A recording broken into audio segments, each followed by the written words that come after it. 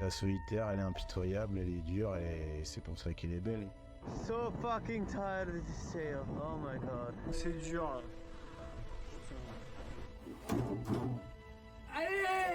On a beau arriver dans des états pas possibles à l'arrivée, on n'a qu'une envie, c'est de recommencer.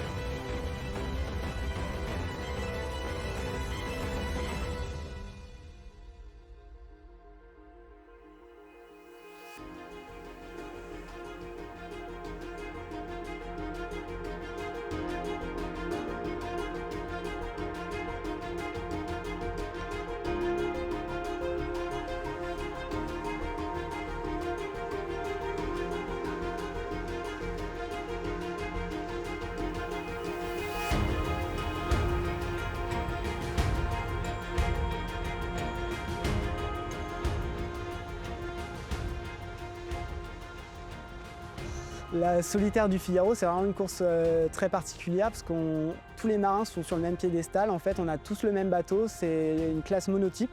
Et du coup, c'est ce que j'aime aussi, c'est qu'il n'y a pas vraiment de différence sur l'aspect technique. C'est vraiment le marin et sa préparation qui va faire la différence.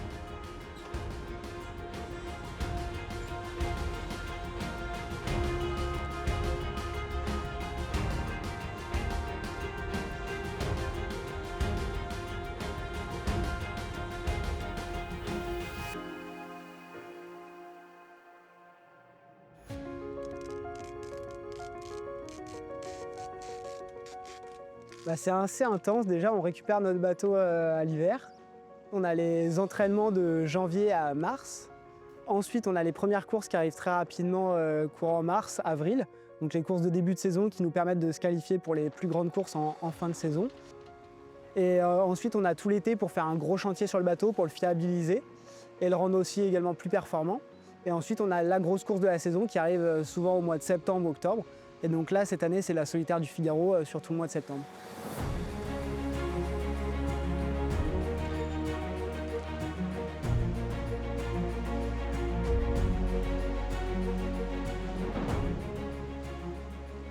La solitaire du Figaro, c'est vraiment une étape importante vers la route du Rhum 2030 parce que la classe Figaro, en fait, c'est une classe monotype où tout le monde a le même bateau.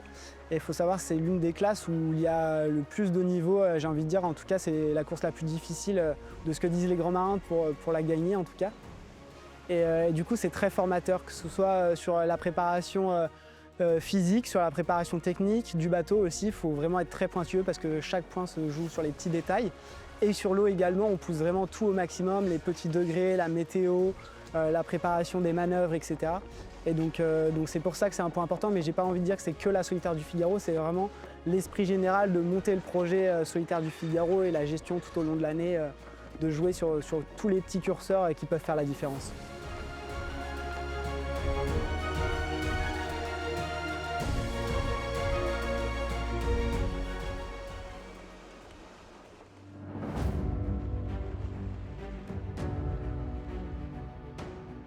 Et c'est parti pour la dernière course avant la solitaire, la Figaro. Il est 7h30 et on est dans la rade de l'Orient.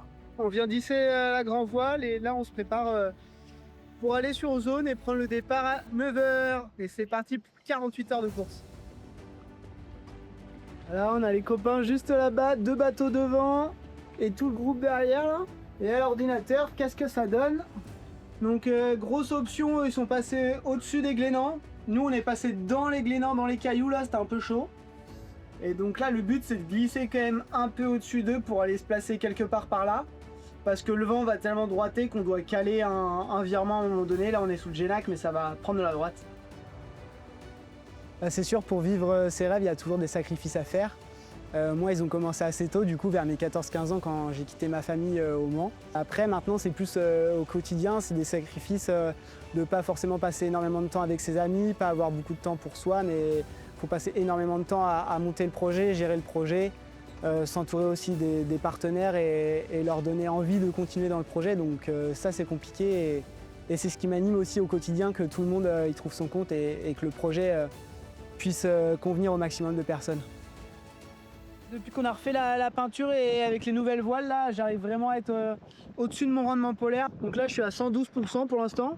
J'alterne entre 98 et 110, 112, 113 quoi. Donc c'est plutôt cool de se dire que là, le bateau, je l'ai bien en main, il va vite. Et maintenant, il ne reste plus qu'à aller au bon endroit. On est en route vers Belle-Île. Ça y est, on a passé le waypoint virtuel il y a à peu près 20-30 minutes là. J'ai pris un coup de chaud là, c'était beaucoup de manœuvres, ranger le bateau après, faire les low speed, tout ça.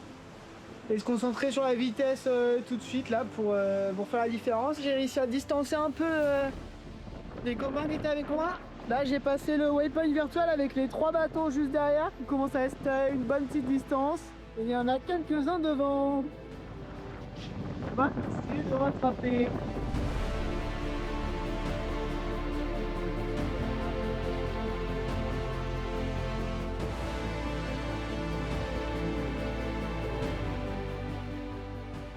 Vivre avec la solitude, avec le dépassement de soi aussi, la fatigue, ça c'est quelque chose de pas facile et on se comporte forcément différemment que quand on est à terre bien reposé. Donc ça m'en apprend beaucoup sur moi et en tout cas j'essaie de m'améliorer au fur et à mesure des navigations et des compétitions.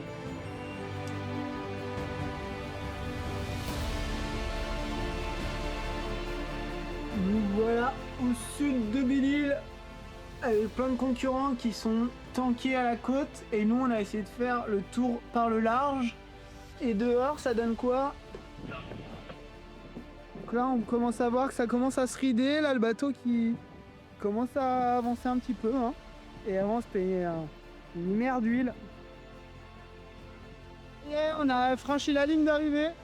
Là on est en train de rentrer dans la rade de l'Orient. Je viens d'affaler les voiles, mettre les pare-battages.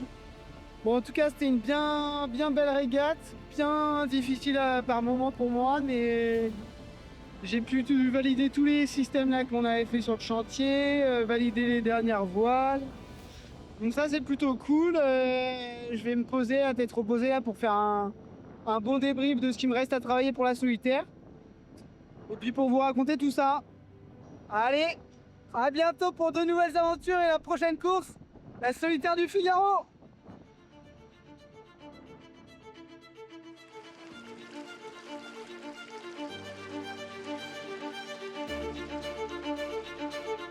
Alors j'ai accepté d'être ambassadeur de Cap à l'Ouest parce que la Team Mams a été l'un des premiers acteurs à m'avoir fait vraiment confiance sur l'aspect performance. Et du coup de pouvoir les mettre en avant cette année, c'était pour moi un honneur de représenter Team Mams et surtout Cap à l'Ouest, Marion, Hugo et Paul. Parce que pour moi c'est l'image aussi du dépassement de soi aussi. Du rêve parce qu'ils ont tous les trois le rêve d'aller aux Jeux de Los Angeles. Et pour moi, c'est des sportifs que j'admire aussi. Ils viennent plus ou moins de la Sarthe, pas très loin pour Marion. Et comme quoi, en étant de la Sarthe, on peut aller loin en ayant des rêves et en travaillant énormément. C'est tout simplement une grande fierté de voir le logo Cap à l'Ouest sur cette grande voile sur le bateau Figaro de Hugo, de voir que les couleurs sont portées haut, vont aller loin, vont naviguer entre terre et mer. Et je trouve ça juste extraordinaire de pouvoir avoir cette visibilité-là et d'avoir un ambassadeur avec autant de valeur et de bienveillance.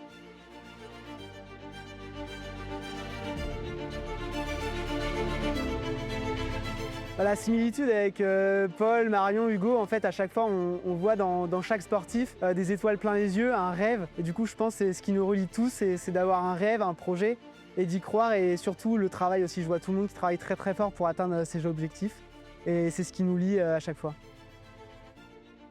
Je pense qu'on vit la même chose à notre manière. Hugo affronte les vagues, le vent et la mer. Nous les entraînements, la fatigue et parfois la douleur. Comme lui, on doit s'adapter et répondre aux imprévus.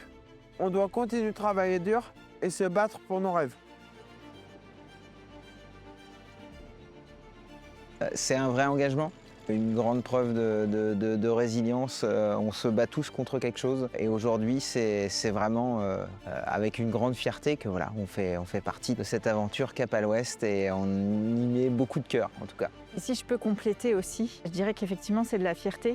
Pour moi c'est une grande chance parce qu'il y a un peu plus d'un an, je croyais que tout allait s'arrêter et que je ne pourrais pas repartir sur un projet. Mais ça va au-delà. Pour moi, Cap à l'Ouest aussi, c'est rendre visible ce qui est invisible. Et je parle pour nous deux avec Hugo parce qu'on a un handicap invisible. Et je pense que c'est important aussi de véhiculer cette image et de donner de la visibilité à ce genre de handicap et à ce genre de projet. Ce que j'aime bien dire, c'est rendre possible ce qui semble inaccessible. Et du coup, le projet Cap à l'Ouest incarne parfaitement ces valeurs-là. C'est rendre possible les rêves de ces 3 sportifs handi en réalité, et je l'espère pour eux, aller à Los Angeles tous les 3 en 2028. Alors ce que j'aimerais que les gens ressentent quand il passera la ligne d'arrivée, c'est tout simplement que les gens se posent la question de ce qu'est Cap à l'Ouest, qu'ils soient un petit peu curieux, qu'ils aillent voir ce qu'est ce beau projet, tout le travail qui a été fait, qui est à venir. Et tout ça, encore une fois, grâce au partenariat avec Hugo Cardon, qu'on soutient à 100% pour cette course.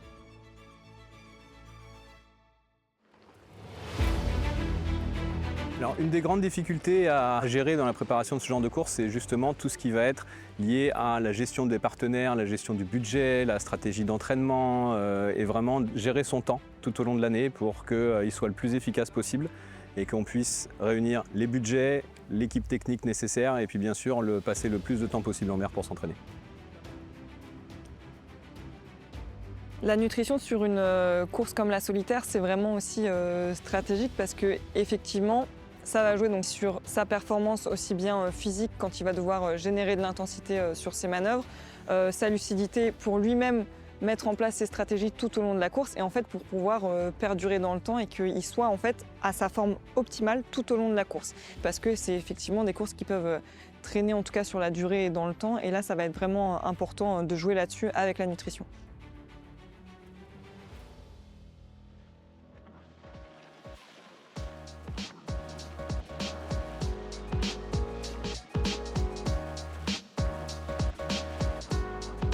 Et bonsoir à tous, je suis en route pour Le Havre. Je suis parti hier soir de Lorient et je devrais arriver demain en fin de journée au Havre. Et bientôt la fin du convoyage, on est à 30 000 du Havre. Alors là c'est Louise aux commandes, avec Mathieu à la régule. Tout fonctionne bien sur le bateau donc ça c'est trop cool. Et on a hâte de prendre le départ. On est avec Louisa et là on vient d'envoyer J2 avant tout le monde et c'est un moment historique, première solitaire du Figaro et on est en tête pour la remontée de la Seine avec Faune juste à côté et les 35 concurrents juste derrière, faut en profiter hein.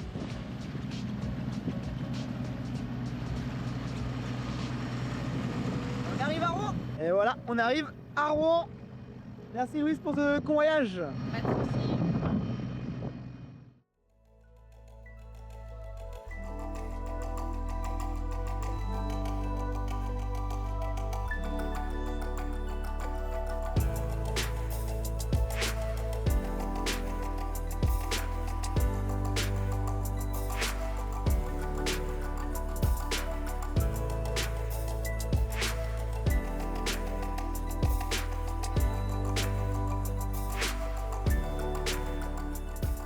Donc là en ce moment on est sur le village à Rouen. Ce matin on a fait le contrôle sécu avec mes préparateurs. Donc tout est bon, on est OK pour prendre la course dimanche prochain. Et là je commence à travailler un petit peu ma météo, les fichiers commencent à sortir. On a eu le parcours et j'ai trop hâte de me retrouver sur la ligne de départ à 1 minute là et de tout donner sur la première étape. Je suis là pour m'assurer que tout le bateau soit techniquement optimisé. L'objectif, c'est qu'il n'y ait aucun problème technique sur la course. Ça, c'est le point numéro 1. Et le point numéro 2, c'est que tout fonctionne à l'optimum de ce que c'est censé fonctionner. On a quand même une responsabilité en tant que préparateur, si tu veux, sur l'état du bateau. On ne peut pas se permettre de rater un petit truc ou d'oublier quelque chose qui fait que la course va mal se passer, quoi. Moi, ma priorité, c'est vraiment son bien-être, qu'il arrive à être détendu, qu'il soit serein en fait au départ de sa course, qu'il n'ait pas à penser où est garé le camion, ou est-ce qu'il y aura quelqu'un pour le récupérer, où est-ce qu'il va dormir, tout ça, c'est mon rôle. Et le bateau est bien prêt, donc ça fait déjà très plaisir, et je trouve que Hugo est assez détendu, franchement, il est prêt, il a envie d'y aller, donc c'est un plaisir de travailler avec lui, et je sais qu'il va donner le meilleur de lui-même, donc voilà, ça va être super.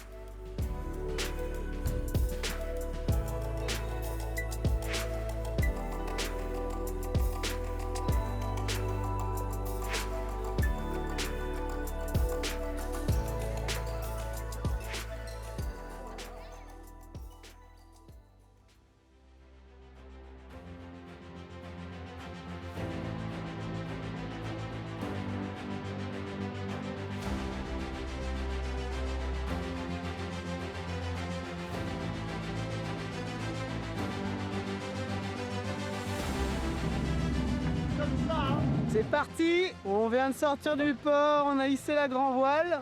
Et là, l'objectif, c'est de regarder un peu le plan d'eau, ce qui se passe, l'évolution du vent jusqu'au départ. En tout cas, c'est incroyable d'être là avec tous ces marins là que je croisais le matin sur le ponton. C'était ouf.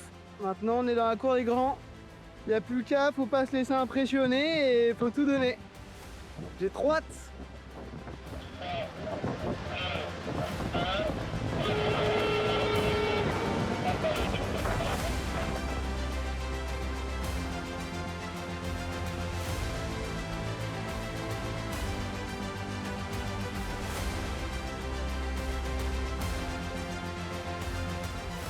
Coucher de soleil numéro 1, étape 1, sur le Figaro 56. On est à l'arrière du paquet de tête, c'est plutôt pas mal. Il y a juste Arthur Meurice en bisu devant, c'est que le début de la côte, donc faut rester concentré. Et c'est parti!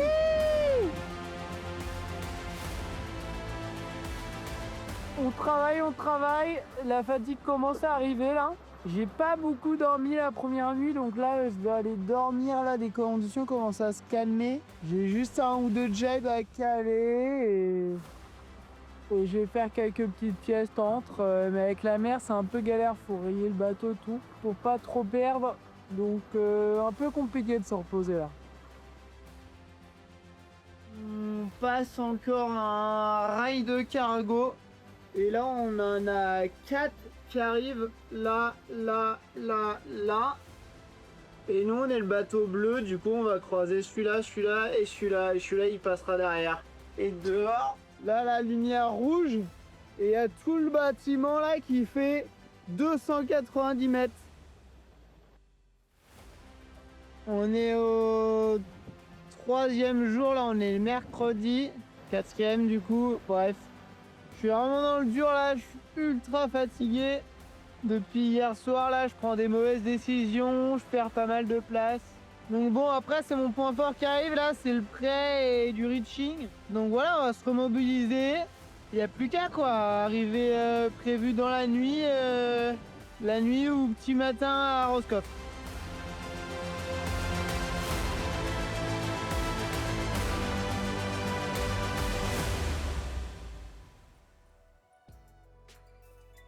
Au vu de la première étape où j'étais un peu déçu sur l'arrivée, là j'ai envie de tout donner, renouveau départ, donc tout le monde a ses chances. Donc voilà, on va tout donner jusqu'à la fin qui s'annonce très compliqué. On n'a pas encore une vision très exacte de la météo, les côtes espagnoles à l'arrivée, mais en tout cas on va se battre jusqu'au bout.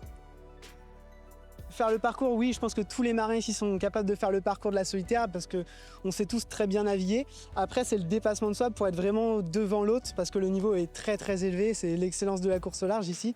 Ça joue au moindre détail, donc repousser ses limites du sommeil, de la nutrition, de la gestion de l'effort. Et donc c'est ça qui m'attire et qui nous plaît tous, je pense, ici, quoi. Allez, on finit les derniers sacs là pour l'étape 2. Les petits sachets journaliers. Hop. De quoi manger, les petites compotes, les petits fruits secs, les petites noix de cajou. Et petits plaisirs aussi. Un petit pitch et un petit paquet de bonbons. Et puis après, on a le sac du coup avec les lyophilisés. Voilà. Et ça, c'est le jour 2, jour 3 et jour 4. Voilà. Un petit sachet aussi comme ça journalier avec un caleçon de rechange, une paire de chaussettes et les sous-couches. Et c'est parti pour aller affronter la guerre. Ça j'adore. Allez, je vous emmène avec moi.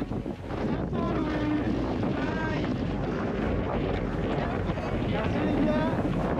À plus, amigos.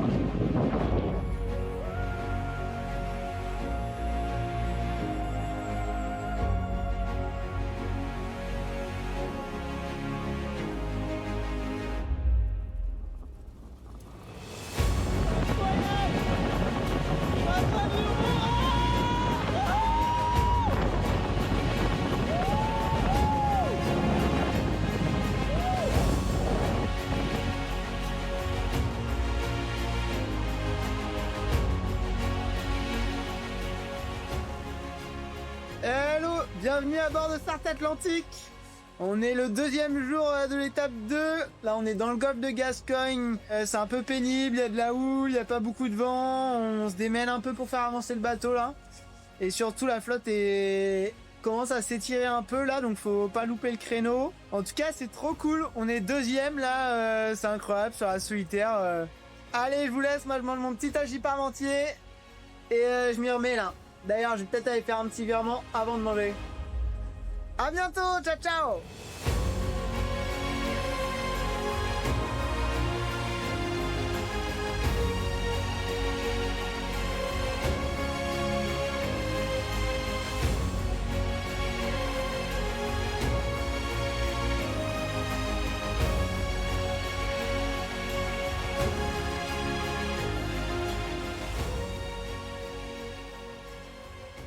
Carrément, franchement c'est hyper cool là en fin de journée d'hier là, où t'as retrouvé tous les deux devant avec Charlotte là avec un petit peu d'avance. Et passage du Cap Finistère là, les waypoints à passer, tout, on livrait un duel acharné jusqu'à la ligne. C'était assez intéressant, c'est cool de faire ça avec elle. Cette nuit c'est ultra dur pour moi, je pense que j'ai fait un peu un blackout là, j'ai dû faire une grosse pièce de une demi-heure, 3/4 d'heure. Où je pensais avoir tout perdu, je voyais presque plus personne à la IS. Charlotte, je lui avais mis un 1500-2000 et elle était à côté de moi. Et voilà, en fait, non, c'est les aléas du Figaro, quoi, ça vient, ça repart, et là, au final, on n'est pas tout mal placé, donc c'est cool. Et après, franchement, c'est incroyable de pouvoir jouer comme ça avec eux, c'est sûr, il y a pas mal de phases où je manque un peu d'expérience sur de la vitesse, ça, mais par contre, je pense plutôt bien me débrouiller sur le placement sur l'eau. Et du coup, j'arrive à faire, je pense, la différence là-dessus. Et pour l'instant, ça fonctionne plutôt bien. Donc, espérons que ça tienne jusqu'à la fin.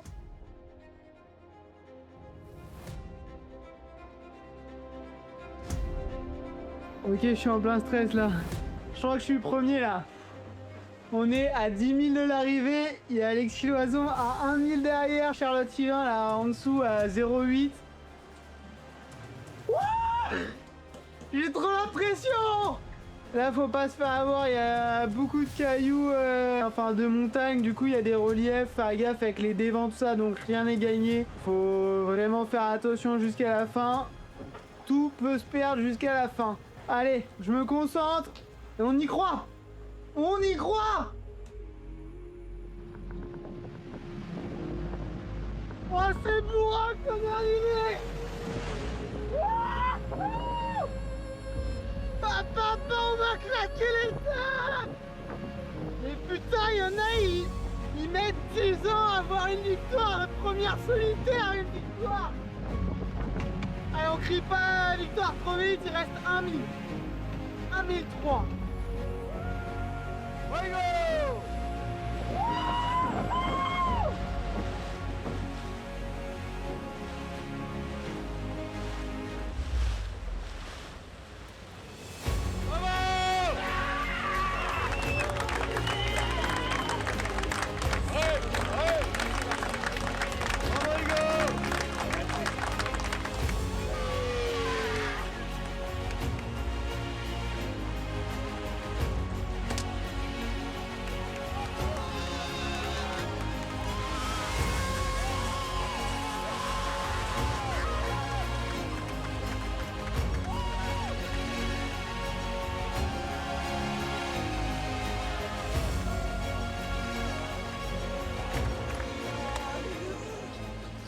C'est pas le visu, c'est le vrai ça.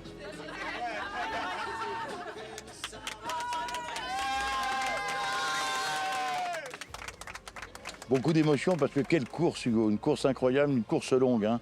Une course très dure. Ouais. Impitoyable, des fois on croit être bien au classement, tout, et en fait non, il y a des coups qui se font à droite, à gauche. On a des hauts, des baisses dans le moral, c'est vraiment une course très difficile. Et là, même au classement de 16 heures, je vois 3 bateaux qui sont repassés devant, je sais pas d'où. Et au final, à l'arrivée, j'apprends que je suis le premier et c'est incroyable. Est-ce que tu réalises que tu es devant Alexis Loison et Charlotte Yvain, toi le bisu?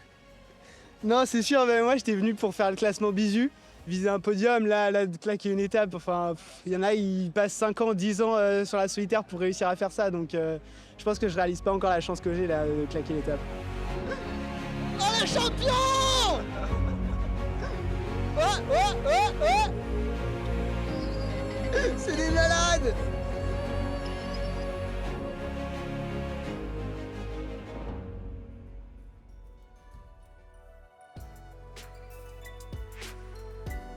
C'est parti, dernière étape, la solitaire du Figaro, c'est un truc de malade d'en être arrivé là déjà. Victoire d'étape sur l'étape 2, je réalise toujours pas, c'est un truc de malade, tellement de messages, merci à tout le monde pour vos messages, vos encouragements et vos félicitations, c'est incroyable. Et là, je suis déjà concentré pour l'étape 3, je suis très fatigué quand même, bien attaqué, plus que je l'aurais espéré là pour attaquer cette dernière étape. Mais en tout cas, j'ai hâte de partir, mon plan de route est fait, je sais ce que je vais faire, je vais essayer de m'y tenir et faire attention aussi aux petits copains, à la concurrence là à côté, essayer de maîtriser un peu le jeu et surtout prendre du plaisir. Et à chaque fois, je me dis, j'ai tellement de chance d'être au départ de la solitaire, c'est incroyable, alors de réussir d'animer un peu cette course, d'être dans les premiers, c'est un truc de fou. Voilà, allez, je vous emmène avec moi. C'est parti, dernière étape de la solitaire du Figaro.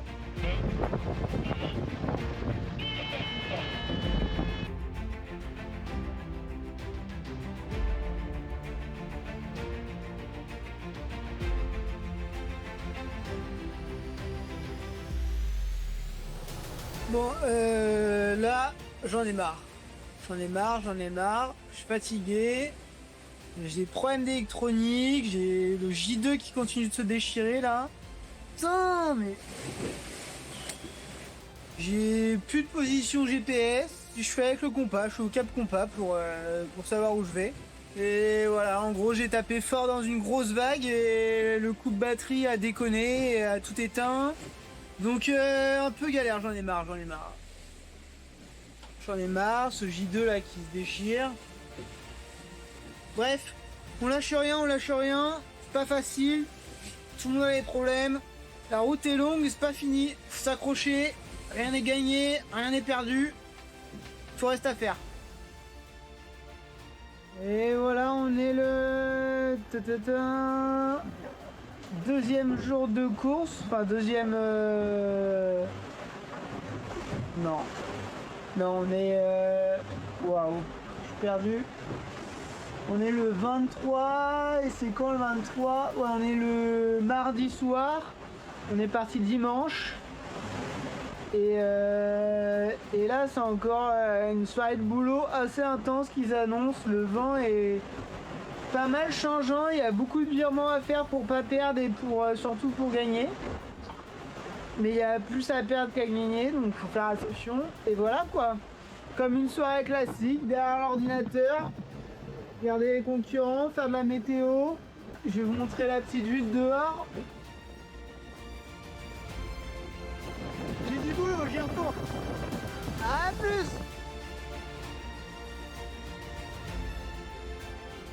Là c'est long quand même, on est parti dimanche soir là et on fait que du prêt. 4 jours et demi penché à 30-35 degrés.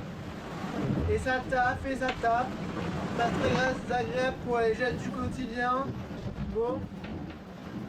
C'est pareil pour tout le monde.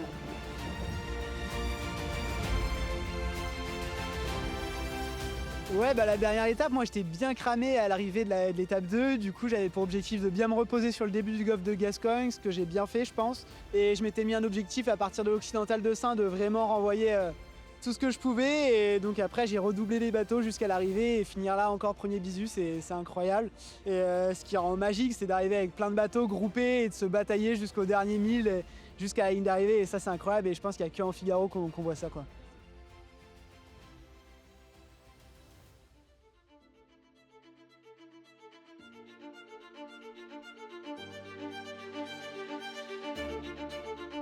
Pour moi, d'être là au Général, c'est juste de l'accomplissement de tout le travail d'une grosse équipe derrière, de la team MAM, de tous les gens qui m'entourent depuis le début, ma famille, mes proches, tous les sacrifices qui ont été faits depuis que je suis tout petit. La solitaire du Figaro, c'est avant tout une course d'équipe. Je pense que la victoire, je la dois à toutes les personnes qui m'entourent. Tout seul, on n'est rien du tout. On ne prend même pas le départ, en fait, tout simplement, de la solitaire du Figaro. C'est d'abord la famille qui croit en nous au début, ensuite des partenaires qui nous accompagnent sur nos projets.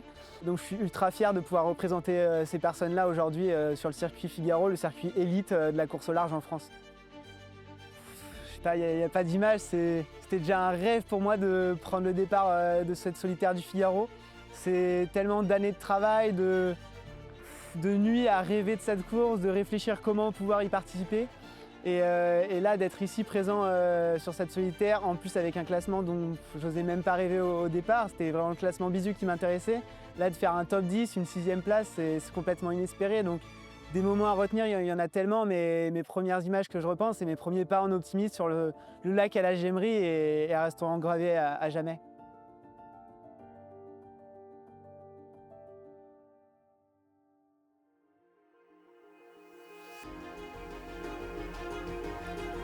Bravo. Merci à toi, Flo. Incroyable. Ah, tu as porté haut les couleurs. C'est ouf. C'est top, ça fait plaisir. Puis on revient l'année prochaine, non? Carrément. Ouais.